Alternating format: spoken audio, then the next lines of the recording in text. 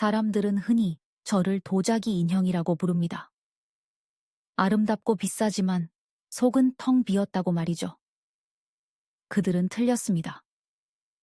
인형은 유리로 된 눈을 가지고 있어서 절대 깜빡이지 않으며 눈을 깜빡이지 않기 때문에 인간들이 고의로 숨기려 하는 가장 더러운 것들을 전부 지켜보고 있습니다. 저는 윤서연입니다. 올해 55살입니다. 여러분이 네이버 검색창에 제 이름을 치면 짧고 잔인한 기사 제목들이 결과로 뜰 것입니다. 재벌과 결혼해 인생 역전한 B급 여배우, 강 회장의 사모님, 은막의 스타에서 걸어다니는 꽃병으로. 맞습니다. 저는 한때 배우였습니다. 하지만 제 경력은 너무나 희미해서 제가 주연을 맡은 영화 제목을 기억하는 사람은 아무도 없습니다. 제 인생에서 가장 성공적인 배역은 아이러니하게도 그 어떤 카메라에도 담기지 않았습니다. 그것은 바로 강인수 회장의 멍청하고 사치스러우며 순종적인 아내인 강 사모님 역할입니다.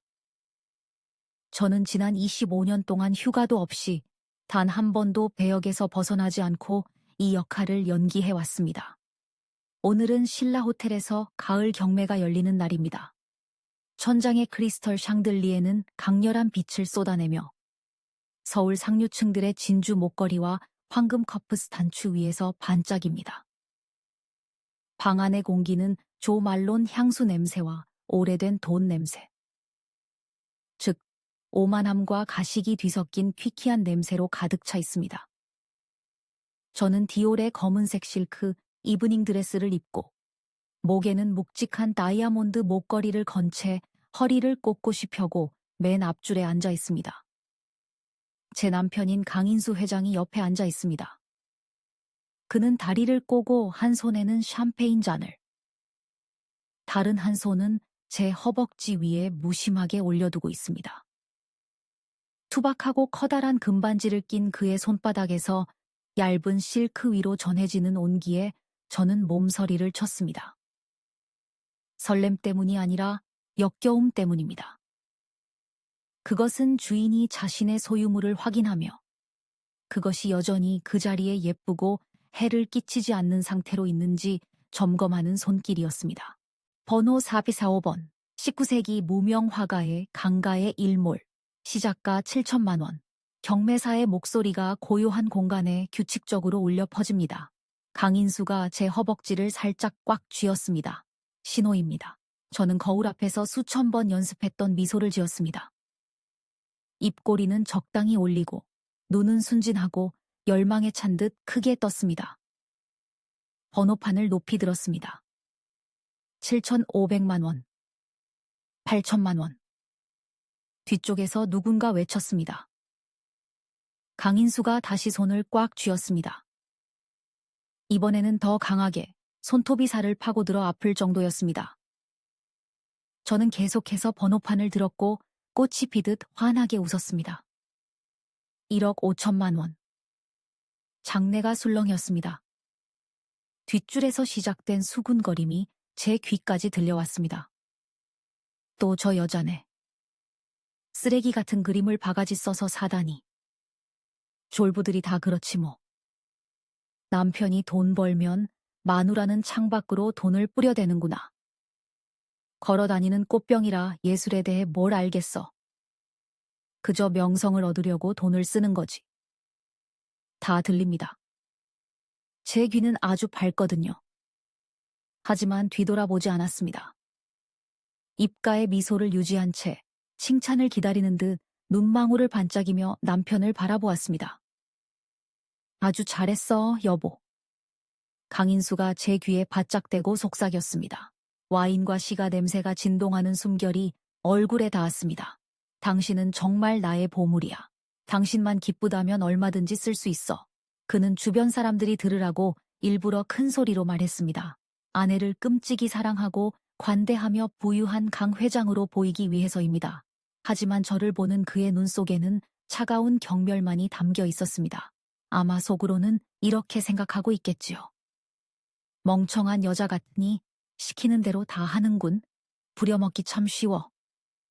그림은 1억 5천만 원에 낙찰되었습니다.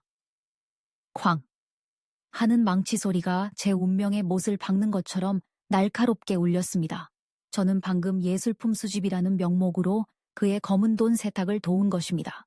경매가 끝났습니다. 우리는 기자들의 플래시 세례를 받으며 차로 걸어갔습니다. 저는 남편의 팔짱을 끼고 어깨에 머리를 기대며 세상에서 가장 행복한 여자의 역할을 완벽하게 연기했습니다. 하지만 마이바흐의 문이 닫히고 바깥의 시끄러운 세상과 차단되자마자 제 입가에서 미소가 사라졌습니다. 촛불을 끄듯 순식간이었습니다. 차 안은 엔진 소리와 에어컨 돌아가는 소리만 들릴 뿐 쥐 죽은 듯 조용했습니다. 운전석과 뒷좌석을 가르는 유리가 올라가 밀폐되고 숨 막히는 공간이 만들어졌습니다. 강인수는 즉시 제 손을 놓았습니다. 그는 손수건을 꺼내 제 어깨에 닿았던 소매 부분을 닦아내더니 넥타이를 느슨하게 풀고 의자에 기대어 눈을 감았습니다.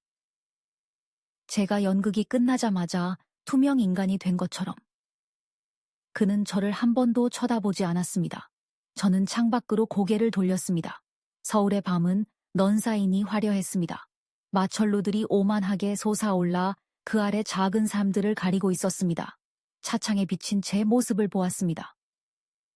보톡스와 필러로 철저하게 관리된 55의 여자. 얼굴은 주름 하나 없이 팽팽했지만 눈은 늙고 지쳐 보였습니다. 오늘 제 연기 괜찮았어요. 제가 가볍게 물으며 침묵을 깼습니다. 강인수는 눈도 뜨지 않고 목구멍으로 운걸거렸습니다. 좋았어. 계속 그렇게 해. 내일 김미소가 서류 가져오면 그림 인수 서명해. 꼬치꼬치 묻지 말고 표시된 곳에 사인만 하면 돼. 김미소.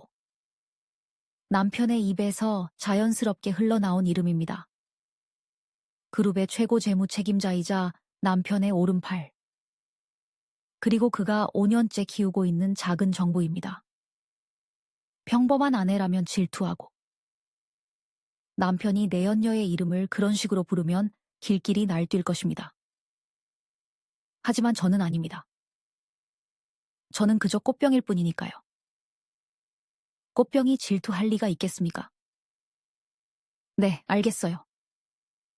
저는 순종적으로 대답했습니다. 차가운 빛을 내는 다이아몬드 목걸이가 걸린 목에 손을 댔습니다. 너무 무거웠습니다. 마치 제 목을 조르는 금고와처럼 숨을 쉴 수가 없었습니다. 25년 전, 저는 인생 역전을 꿈꾸며 재벌계 발을 들였습니다. 미모는 무기이고 결혼은 안식처라고 생각했습니다. 제가 틀렸습니다. 재벌가는 거대한 유리 감옥이었습니다. 이곳에서 사람들은 새를 키우지 않습니다. 웃을 줄 아는 인형을 키웁니다. 강인수는 사랑해서 저와 결혼한 게 아닙니다. 그는 파티를 장식할 예쁜 아내. 자신의 더러운 사업에 절대 간섭하지 않을 멍청한 아내. 그리고 자신이 빼돌리고 싶은 검은 자산의 명의를 빌려줄 깨끗한 이름이 필요했을 뿐입니다. 그가 제가 아무것도 모른다고 생각할까요? 제가 스파에 가고 에르메스 가방을 사고 다른 사모님들과 차 마시는 것에만 관심이 있다고 생각할까요? 저는 입꼬리를 올렸습니다. 강인수가 절대 볼 수 없는 씁쓸하고 위험한 미소였습니다. 그는 젊고 예쁜 내연녀를 꿈꾸느라 바빴으니까요. 그는 제가 그의 아내가 되기 전에 배우였다는 사실을 잊었습니다. 비록 B급이었지만 저는 연극 영화과에서 뼈저린 교훈 하나를 배웠습니다. 관객을 속이려면 먼저 상대 배우를 속여야 한다. 저는 25년 동안 그를 속였습니다. 셔츠에 묻은 립스틱 자국을 못 본 척했습니다. 한밤중에 걸려오는 수상한 전화에 귀머거리 행세를 했습니다. 시댁의 교묘한 모욕 앞에서는 번거리 흉내를 냈습니다. 저는 몸을 낮추고 무해하고 어수룩한 사람이 되었습니다. 그가 방심하도록 말입니다. 그가 중요한 서류를 아무렇게나 던져두도록. 그가 제 집에서 내연녀와 대담한 계획을 떠들도록 말입니다. 차가 한남동 저택 입구로 들어섰습니다. 무거운 철문이 먹이를 기다리는 괴물의 입처럼 열렸습니다. 차에서 내렸습니다. 늙은 집사가 허리를 굽혀 인사했습니다. 저는 고개를 끄덕이며 도도하고 우아한 표정을 유지했습니다. 하지만 오늘 밤 이 연극은 전환점을 맞을 것입니다. 유리 진열장 속에 도자기 인형이 미소 짓는 것에 실증이 났기 때문입니다. 인형은 진열장을 깨부수고 싶어졌습니다. 그리고 깨진 도자기 조각은 매우 날카로워서 자신을 무시하는 자의 목을 긋기에 충분합니다. 저는 집으로 들어갔습니다. 차가운 대리석 바닥을 찍는 하이힐 소리가 시한폭탄의 카운트다운처럼 울려 퍼졌습니다. 김미소가 내일 온다고. 저는 속으로 생각했습니다. 좋아, 안녕. 한남동 저택은 어둠에 잠겼고 2층 서재 문틈으로만 노란 불빛이 새어나왔습니다. 그곳은 남편의 성격으로 허락 없이는 저조차도 들어갈 수 없는 곳입니다. 하지만 강인수는 자신의 성격에 귀가 달려있다는 것을 몰랐습니다. 저는 침실에 앉아 두꺼운 화장을 지우고 있었습니다. 비싼 화장품 병들 사이에 낡은 아기 울음 감지기가 놓여 있었습니다. 제 아들은 올해 28살로 미국 유학 중입니다. 저는 옛날 아이 울음소리가 그립다는 핑계로 이 기계를 놔두었고 남편은 늙어서 주책이라며 비웃었습니다. 그는 그 기계의 송신기가 3년 전부터 서재의 유화 액자 뒤에 숨겨져 있다는 것을 꿈에도 몰랐습니다. 지지직, 전파 방해음이 들리더니 유리잔 부딪히는 소리가 맑게 들렸습니다. 오빠, 참 나빠요. 근데 그게 좋아요. 김미소의 간드러지는 목소리가 선명하게 들렸습니다. 그 여자가 왔습니다. 길고양이처럼 익숙하게 뒷문으로 들어온 것입니다. 나쁘다니? 이건 비즈니스야. 남편이 껄껄 웃었습니다. 큰 도박판에서 이긴 승부사의 웃음이었습니다. 오늘 우리 마누라 연기하는 거 봤어. 얼굴색 하나 안 변하고 1억 5천을 지르더군. 상류층 사이에서는 강인수처가 돈에 미쳤다고 소문이 파다해. 그 여자가 돈에 미친 건 사실이잖아요. 김미소가 표독스럽게 대꾸했습니다. 근데 오빠, 국세청에서 냄새를 맡기 시작했어요. 계속 언니 명의로 그림을 사도 괜찮을까요?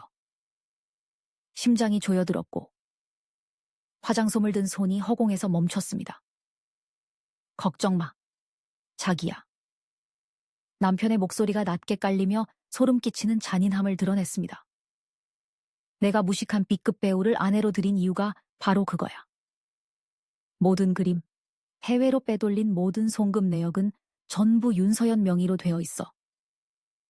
난 그저 아내를 너무 사랑해서 오냐오냐 해준 남편일 뿐이지. 와인을 콸콸 따르는 소리가 들렸습니다. 지난달 제가 낙찰받은 샤토마고 1995년산이었습니다. 그들은 제 피를 마시고 있었습니다. 계획은 이래. 남편이 계산적인 목소리로 계속했습니다.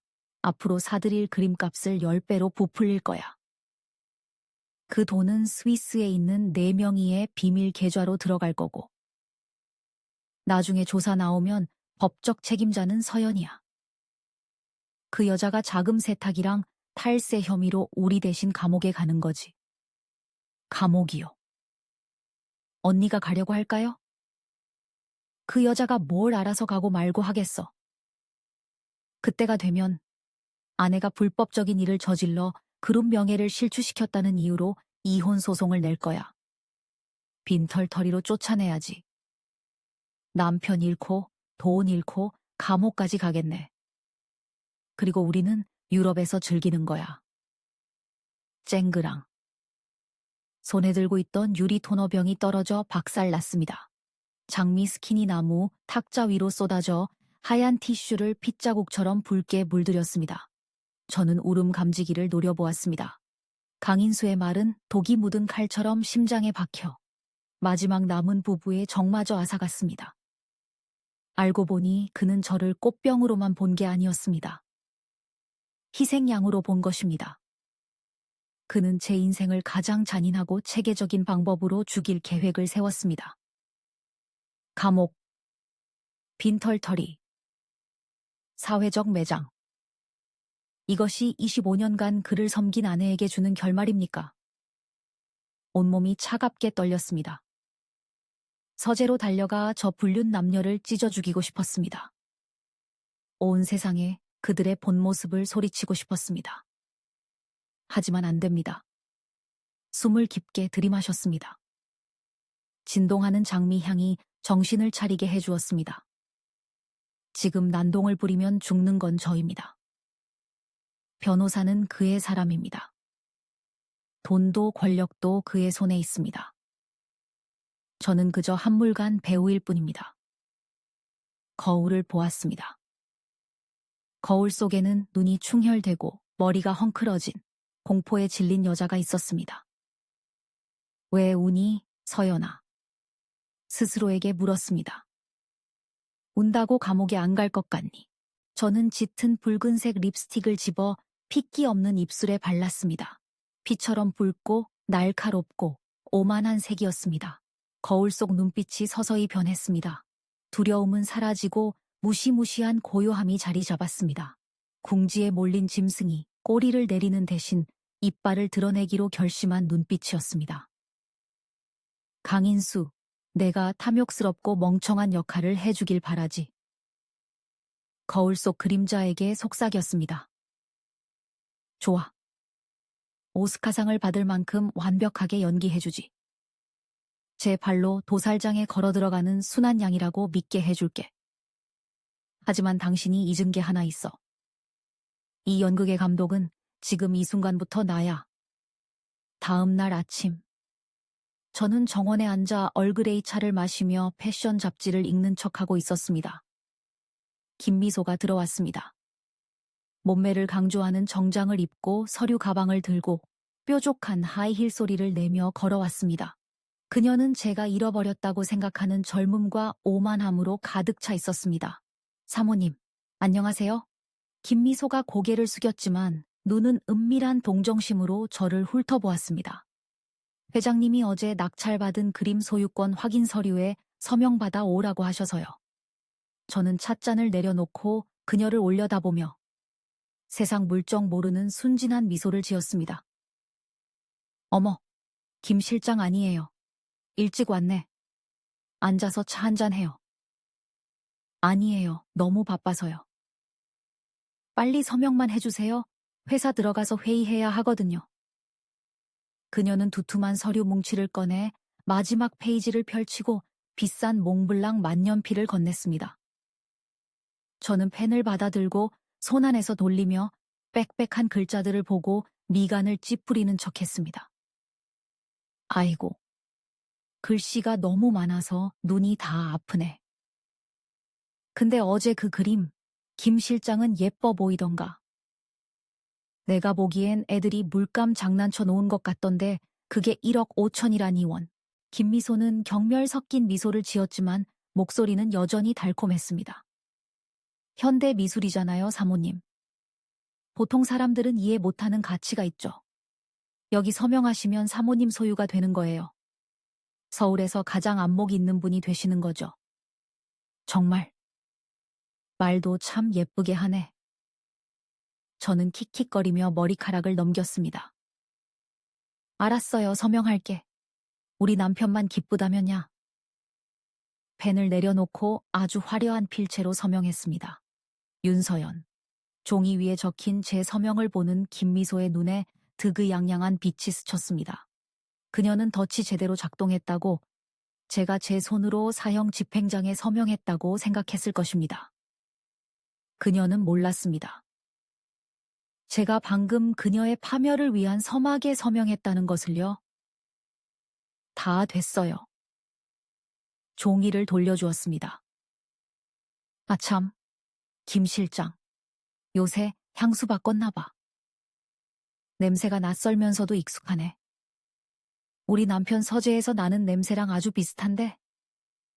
김미소가 움찔하더니 서류를 넣던 손을 떨었습니다. 그녀가 고개를 확 들어 저를 살폈습니다. 하지만 저는 여전히 멍청한 미소를 유지한 채 태연하게 케이크를 집어 먹었습니다. 내가 착각했나 보네. 요새 코가 안 좋아서 꽝긴지 달긴지 구분을 못한다니까. 김미소는 안도의 한숨을 내쉬며 억지 웃음을 지었습니다. 착각하셨을 거예요. 그럼 전 가보겠습니다. 그녀는 1초라도 더 있으면 들킬까봐 서둘러 등을 돌려나갔습니다. 그녀의 뒷모습을 보며 제 입가에서 미소가 사라졌습니다. 티슈로 찻잔에 묻은 립스틱 자국을 닦아냈습니다. 이제 동맹군을 찾을 때가 되었습니다. 강인수의 교활한 눈을 속일 만큼 뛰어나고 이 제국을 무너뜨릴 만큼 원한이나 전기 있는 사람 말입니다. 저는 반짓꼬리 밑바닥에 숨겨둔 비밀 전화기를 꺼냈습니다. 제 명의가 아닌 대포폰입니다. 지난 30년 동안 한 번도 잊은 적 없지만 감히 걸어볼 엄두도 못 냈던 번호를 눌렀습니다. 뚝. 여보세요? 굵고 탁한 남자의 목소리가 들렸습니다. 한 화가님이시죠? 접니다. 목소리가 떨렸습니다. 서연입니다. 수화기 너머로 긴 침묵이 흘렀습니다. 그리고 희미한 한숨소리가 들렸습니다. 서연아. 드디어 전화했구나. 25년 동안 이 전화를 기다렸다. 본격적인 방역 계획이 시작되었습니다. 오후 3시. 서울의 부슬비가 내려 인사동의 옛 거리는 더욱 고즈넉해 보였습니다.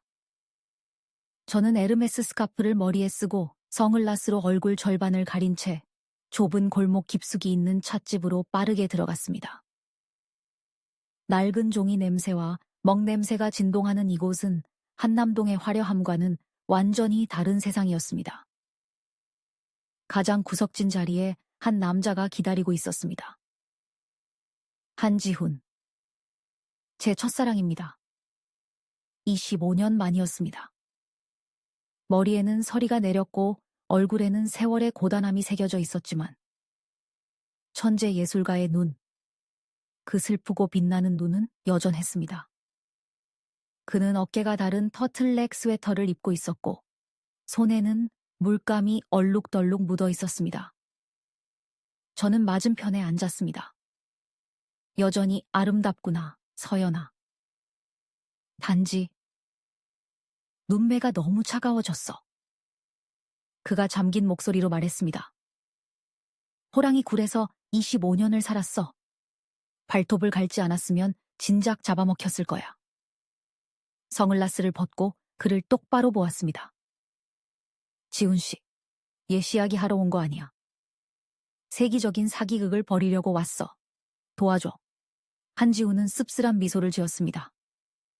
알아. 회장 사모님인 네가 나 같은 가짜 그림쟁이한테 뭘 원하겠어. 위작을 그려달라는 거겠지? 맞아.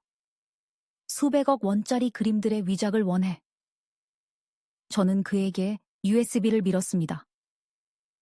이 안에 남편이 앞으로 6개월 동안 자금 세탁용으로 사들일 그림 목록이 들어있어. 당신 임무는 완벽한 복제품을 만드는 거야. 내가 그걸 바꿔치기 할게. 진품은 빼돌려서 당신이 국제 암시장에 팔아줘. 판매 대금의 20%는 당신이 갖고 80%는 해바라기 고아 후원 재단으로 보내. 내 아들 명의로 된 재단이야.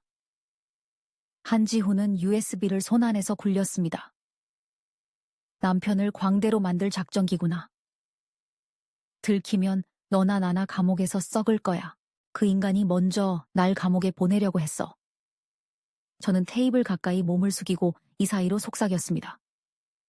지훈 씨, 그 사람은 날 희생양으로 삼았어. 난 그가 모든 걸 잃길 원해.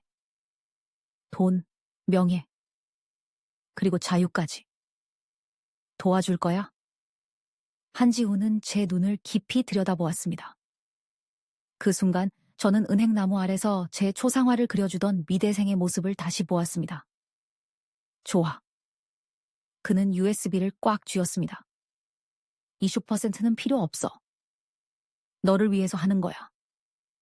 이게 내가 너에게 그려주는 마지막 그림이라고 생각해. 저택으로 돌아와 내 인생 최대의 연극을 시작했습니다. 그날 저녁, 강인수는 꽤 큰 돈이 되는 계약을 따냈다며 싱글벙글해서 들어왔습니다. 그 엄청난 검은 돈을 세탁할 곳이 필요했습니다. 저는 식탁에 앉아 포크로 크리스털 잔을 톡톡 치며 입을 삐죽 내밀고 투정을 부렸습니다. 여보, 나 이제 가방은 지겨워요. 부녀회 사모님들이 요즘 잭슨 폴록이니 마크 로스콘이 하는 그림들을 자랑하더라고요. 나도 갖고 싶어요. 그 외 있잖아요. 붉은색으로 막 낙서한 것 같은 그림요. 아, 넘버 5였던가요? 강인수가 나이프와 포크를 내려놓고 저를 쳐다보았습니다. 짜증을 내는 대신 그의 눈은 자동차 헤드라이트처럼 번쩍였습니다. 그는 자금 세탁을 위해 고가의 그림이 필요했고 멍청한 아내가 제 발로 걸어 들어와 딱 필요한 것을 요구하고 있었으니까요. 추상화가 마음에 드나 보지. 그가 짐짓 다정한 척 물었습니다. 네, 비싸잖아요. 비쌀수록 우아한 거라면서요. 사줘요, 여보. 와인 저장고에 걸어두고 옆집 이 여사한테 자랑할래요. 알았어, 알았어. 강인수가 크게 웃으며 비서 자격으로 동석한 김미소에게 윙크를 보냈습니다. 미소야, 내일 당장 중개상들에게 연락해. 집사람이 마크 로스코랑 잭슨 폴록을 원한다네. 제일 비싼 걸로 골라 가격은 최대한 높게 부르라고 해. 김미소는 경멸 섞인 웃음을 감추며 고개를 숙였습니다. 그녀는 저를 예술도 모르는 졸부라고 생각했을 것입니다. 네, 회장님. 제가 처리하겠습니다. 분명 서울에서 가장 비싼 컬렉션을 갖게 되실 겁니다. 그들이 미끼를 물었습니다. 2달이 지났습니다. 홍채 인식과 열 감지 센서가 장착된 저택 지하의 비밀 창고가 명작들로 채워지기 시작했습니다. 수십억 원짜리 그림이 배달될 때마다 강인수는 제게 카드키를 주었습니다. 자기가 보관해. 이건 당신 재산이야. 내가 당신을 얼마나 사랑하면 명의를 다 당신 앞으로 했겠어. 그는 제가 보안 시스템을 해제할 줄 모르는 바보이거나 그 차가운 지하실에는 얼씬도 하지 않을 게으름뱅이라고 생각했습니다. 하지만 그는 틀렸습니다. 매주 목요일 오후 강인수가 골프를 치러 나갈 때마다 저는 지하실로 내려갔습니다. 저는 감시 카메라 시스템을 껐습니다. 그가 처음 비밀번호를 입력할 때 훔쳐보고 외워둔 덕분이었습니다. 차고에서 지하실로 바로 연결되는 비밀 통로를 열었습니다. 세탁소 배달 트럭 한 대가 문 앞에 멈췄습니다. 운전자는 배달원 복장을 한 한지훈이었습니다. 우리는 유령처럼 빠르고 조용하게 작업했습니다. 저는 전문가용 커터 칼로 액자에서 70억 원짜리 유화 황금빛 가을을 조심스럽게 떼어냈습니다. 한지훈이 제게 다른 그림을 건넸습니다. 그가 꼬박 샘밤을 세워 그린 완벽한 모작이었습니다. 가짜 그림에서는 아직 옅은 기름 냄새가 났습니다. 열처리 건조를 하고 인공 먼지까지 입혔어. 한지훈이 능숙한 손놀림으로 나무틀에 가짜 그림을 고정하며 속삭였습니다. 육안으로는 루브르 박물관 전문가도 구별하기 힘들 거야. 엑스레이나 탄소 연대 측정을 해야만 캔버스 천이 새 거라는 걸 알 수 있지. 걱정 마. 강인수는 예술에 대해 쥐뿔도 몰라. 그 인간은 영수증에 찍힌 숫자만 보니까. 저는 진짜 그림을 돌돌 말아 건축 도면을 넣는 플라스틱 원통에 넣어 한지훈에게 건넸습니다. 조심해서 가.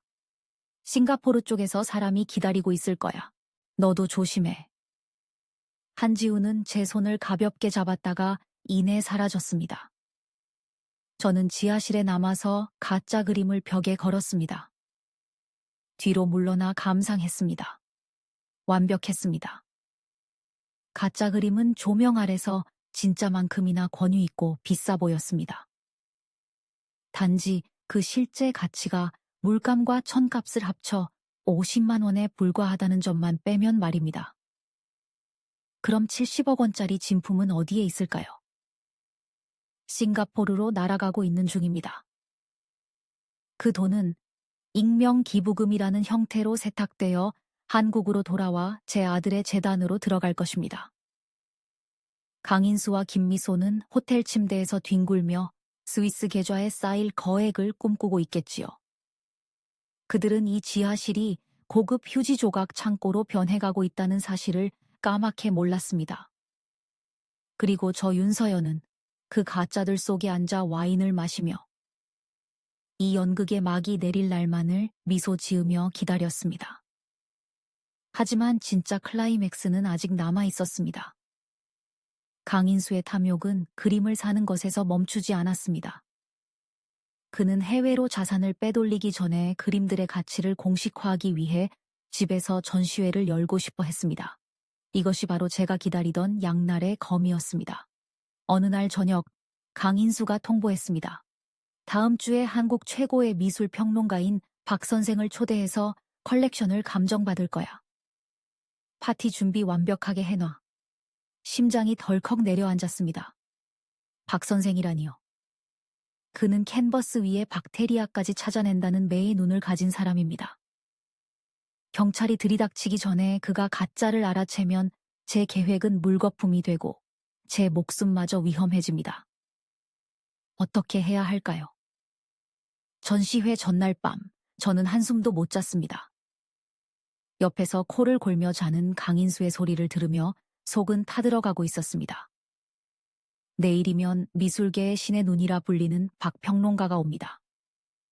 그가 돋보기를 들이대는 순간 저와 한지훈의 모든 노력은 연기처럼 사라질 것입니다. 파티를 취소할까요? 불가능합니다. 이미 초대장이 다 나갔습니다. 진짜 그림으로 다시 바꿔치기 할까요? 늦었습니다. 진품은 이미 싱가포르에 있습니다. 방법은 하나뿐이었습니다. 연기를 하는 것입니다. 이 감정의 순간을 망쳐버리기 위해 세기에 다시 없을 칠칠 맞고 눈치 없는 안주인을 연기해야 했습니다.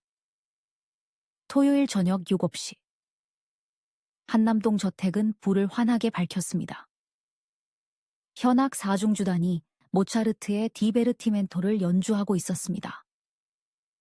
턱시도를 입은 신사들과 드레스를 입은 숙녀들이 샴페인 잔을 들고 갤러리로 개조된 지하실 복도를 오가며 그림들을 감상하고 있었습니다.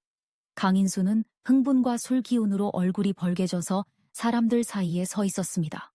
그는 모네와 마네도 구분 못하면서 자신의 예술적 직관에 대해 떠들어댔습니다. 김미소는 붉은 드레스를 입고 그의 옆에 서서 헌신적인 비서 역할을 하고 있었지만 눈빛은 탐욕으로 번들거렸습니다. 저는 촌스러울 정도로 번쩍거리는 금색 드레스를 입었습니다. 일부러 사이즈가 좀 큰 것을 골랐고 화장도 진하게 했습니다. 저는 큰 목소리로 웃고 떠들며 이리저리 돌아다니며 손님들에게 술을 권했습니다. 어머나, 이 그림 진짜 비싼 거예요.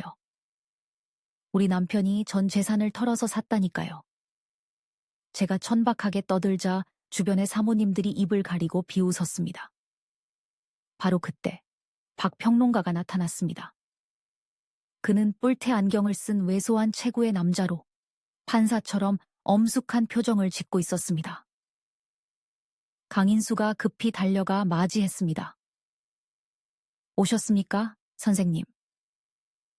영광입니다. 이쪽으로 오시죠. 제 컬렉션의 보석을 보여드리고 싶습니다. 이중섭 화백의 황금빛 가을입니다. 심장이 미친 듯이 뛰었습니다. 그것은 지난주 한지훈이 그린 위작이었습니다. 박 평론가가 그림 앞에 섰습니다. 그는 눈을 가늘게 뜨고 아무 말도 하지 않았습니다. 주변이 조용해졌습니다. 그는 주머니에서 LED 조명이 달린 전문 감정용 루페를 꺼냈습니다. 그가 돋보기를 그림 표면에 가까이 댔습니다. 거리는 불과 5cm였습니다. 색감이 좀 낯설군요. 그가 중얼거리며 미간을 찌푸렸습니다. 유화 물감의 질감이 왜 이렇게 평평하지? 강인수가 식은땀을 흘리기 시작했습니다. 낯설다니요. 조명 때문일 겁니다. 아니요. 서명 부분을 좀 자세히 봐야겠습니다. 박 평론가가 허리를 숙였습니다. 큰일 났습니다. 한지우는 화가마다 붓을 누르는 힘이 달라서 서명이 가장 위조하기 어렵다고 했습니다. 그가 자세히 본다면 우리는 끝장입니다. 저는 3미터 떨어진 곳에 서 있었고 손에는 레드 와인이 가득 담긴 잔들이 놓인 쟁반을 들고 있었습니다. 지금 아니면 기회가 없습니다. 저는 숨을 깊게 들이마시고 도움 닫기를 한 뒤 제 긴 드레스 자락에 일부러 발이 걸린 척했습니다. 에익! 저는 비명을 지르며 제어 잃은 곡이 덩어리처럼 앞으로 넘어졌습니다. 와장창! 쟁반 위에 모든 와인이 박 평론가에게 쏟아졌고 그림 바로 옆 벽으로 튀었습니다. 천만다행으로 그림에는 튀지 않았습니다. 튀었다면 가짜 물감인 게 들통났을 테니까요. 박 평론가의 하얀 턱시도가 핏빛으로 물들었습니다. 와인이 그의 얼굴과 안경을 타고 줄줄 흘러내렸습니다. 유리 조각이 바닥에 흩어졌습니다. 어머, 세상에. 죄송해요. 제가 너무 덤벙대서. 저는 허둥지둥 티슈를 꺼내 박 평론가의 옷을 닦아주려 했지만 문지를수록 더 엉망이 되었습니다. 좌중이 얼어붙었습니다. 강인수는 넋이 나간 듯 서 있었고 얼굴에서 핏기가 사라졌습니다. 처참한 사고였고 끔찍한 망신이었습니다. 당신, 도대체 무슨 짓을 한 거야? 강인수가 체면도 있고 고함을 질렀습니다. 흠뻑 젖어 불쾌하기 짝이 없는 박 평론가가 안경을 벗어 닦았습니다. 됐습니다. 강 회장, 더 볼 필요도 없겠군요. 예술을 감상할 기분이 아닙니다. 그는 화를 내며 나가버렸습니다. 감정회는 아수라장이 된 채 끝났습니다. 강인수가 저를 잡아먹을 듯 노려보았습니다. 그는 이를 갈며 말했습니다. 멍청한 여편네, 네가 다 망쳤어. 저는 고개를 푹 숙이고 떠는 척하며 울먹였습니다. 여보, 미안해요. 나는 그저 술 한 잔 권하려고. 흑흑. 하지만 산발이 된 머리카락 아래서 제 입꼬리는 살짝 올라가 있었습니다. 성공했습니다. 그는 서명을 확인하지 못했습니다. 가짜 그림은 안전했습니다. 그 사고 이후 일주일 동안 강인수는 저에게 말 한마디 걸지 않았습니다. 그는 마지막 자금 이체 절차를 서둘렀습니다. 그는 지하실의 그림들이 안전한 자산이라고 굳게 믿고 있었습니다. 월요일 아침, 서울 하늘은 유난히 맑았습니다. 저는 식탁에 앉아 설탕 없는 블랙커피를 마시고 있었습니다. 강인수가 계단을 내려와 두툼한 서류 봉투를 대리석 식탁 위에 던졌습니다. 퍽. 서명해. 그가 퉁명스럽게 말했습니다. 제목을 곁눈질했습니다. 이혼 합의서. 여보, 이게 무슨 말이에요? 저는 놀란 척하며 떨리는 목소리로 물었습니다. 난 당신의 그 무식함에 진절머리가 났어. 윤서연. 강인수가 다리를 꼬고 앉으며 오만하게 말했습니다. 당신은 내 얼굴에 먹칠만 했어. 게다가 국세청 조사가 곧 시작될 거야. 당신 명의로 산 그림들의 자금 출처가 불분명해. 법정에 설 준비나 해. 난 연루되기 싫으니까 이혼할 거야. 저를 버리시는 거예요. 시키는 대로 다 서명했잖아요. 그러니까 당신이 멍청하다는 거야. 그가 비웃었습니다. 재산은 이미 다 빼돌렸어. 당신은 빈털터리가 될 거고 거액의 세금 빚과 감옥행만 남았어. 빨리 서명해. 험한 꼴 보기 싫으면. 김미소가 밖에서 들어와 펜을 놓았습니다. 그녀는 승자의 눈빛으로 저를 보았습니다. 서명하세요, 서연 언니. 나이도 있으신데 감옥에서 쉬시는 것도 나쁘지 않잖아요. 저는 제 앞에 두 인간을 보았습니다.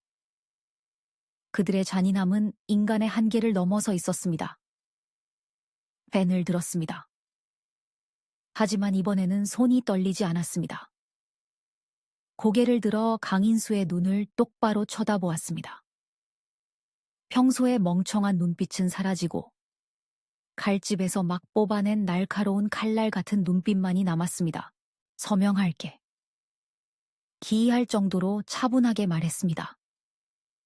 근데 인수 씨, 지금 경찰이 지하실 그림들을 압수하러 들어와도 괜찮겠어. 뭐라고? 강인수가 인상을 찌푸렸습니다. 삐뽀, 삐뽀. 멀리서 사이렌 소리가 들려오더니 점점 커졌습니다. 급정거하는 타이어 마찰음이 저택 대문 앞에서 들렸습니다. 현관문이 거칠게 열렸습니다. 제복 입은 경찰들과 검은 양복을 입은 검찰 수사관들이 들이닥쳤습니다. 강인수 회장의 횡령, 자금 세탁 및 불법 자산 거래 혐의에 대한 고발이 접수되었습니다. 현장을 봉쇄합니다. 강인수가 벌떡 일어났습니다. 얼굴이 사색이 되었습니다. 누구야? 누가 고발했어? 내 변호사 불러. 경찰팀장이 다가와 압수수색 영장을 내밀었습니다. 고발인은 부인 윤서연 씨입니다. 녹취록과 은행 거래 내역까지 모두 제출되었습니다. 강인수가 확 돌아보며 저를 쳐다보았습니다. 그는 자기 눈을 의심했습니다. 그의 도자기 인형, 멍청한 아내가 그곳에 앉아 미소를 지으며 커피를 마시고 있었으니까요. 너였어. 그가 말을 더듬었습니다.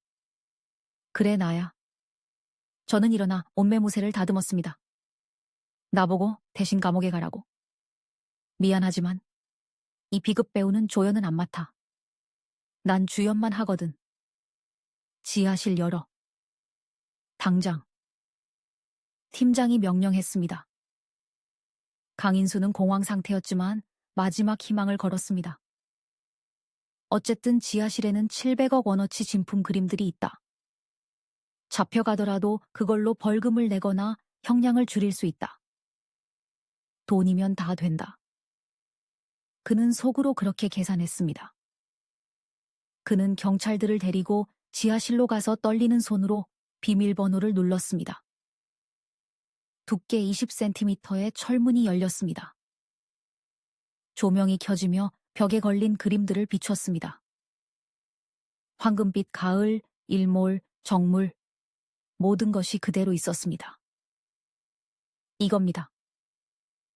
강인수가 소리쳤습니다. 이게 내 재산입니다. 700억 원어치입니다. 압류해 가십시오. 팀장은 대동한 감정 전문가에게 신호를 보냈습니다. 제가 한지훈을 통해 미리 섭외해둔 사람이었습니다. 하얀 장갑을 낀 전문가가 강인수의 자부심인 황금빛 가을 앞으로 다가갔습니다. 그는 불빛을 비추고 냄새를 맡더니 손톱으로 귀퉁이를 살짝 긁어보았습니다. 그가 돌아보며 한심하다는 표정을 지었습니다. 팀장님, 그리고 강 회장님. 전문가가 말했습니다.